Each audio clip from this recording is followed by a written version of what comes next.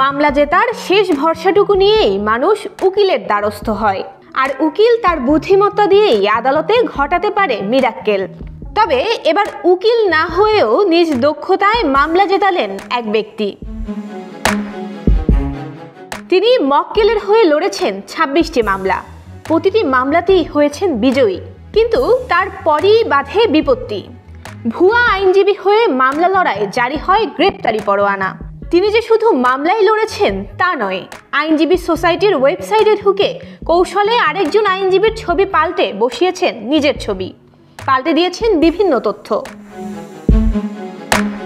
সম্প্রতি এমন ঘটনা ঘটিয়ে প্রতারণার নজির গড়েছেন ব্রায়ান মুয়েন্ডা নামক কেনিয়ার এক ব্যক্তি। Jamuna EC, the goodness of purified air. আমার বাসায় এনেছি যমুনা ইসি, আপনি কিনছেন তো?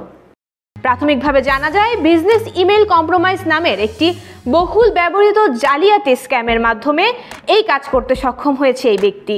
তিনি প্রতারণার যে কৌশল নিয়েছেন তাতে প্রথমে একজন প্রকৃত আইনজীবীর নামে প্র্যাকটিসিং সার্টিফিকেটের জন্য ফি পরিশোধের আবেদন জানান। ভুল ইমেলের কারণে প্রাথমিকভাবে তার আবেদন প্রত্যাখ্যান হলেও অনুমতি ছাড়াই পেয়ে যান অ্যাকাউন্টের অ্যাক্সেস। নিজের আসল পরিচয় গোপন করতে পাল্টে ফেলেন প্রোফাইলের ছবি, এমনকি কাজের বিবরণও। এরপর ছদ্মবেশ ধরেন আইনজীবীর। আফ্রিকার ফ্যাক্ট চেকিং সংস্থা ফ্যাক্ট ইস্ট আফ্রিকা এক টুইট পোস্টে এই তথ্য নিশ্চিত করে জানায়, কেনিয়ার কর্তৃপক্ষ ব্রায়ানকে গ্রেপ্তার করেছে। তিনি হাইকোর্টে নিজেকে আইনজীবী পরিচয় দিয়ে যতগুলো মামলা লড়েছেন সবগুলোতেই তিনি জয়ী হয়েছেন। অদ্ভুত বিষয়, এই ভুয়া আইনজীবীর সমর্থনে দাঁড়িয়েছে central organisation of trade union.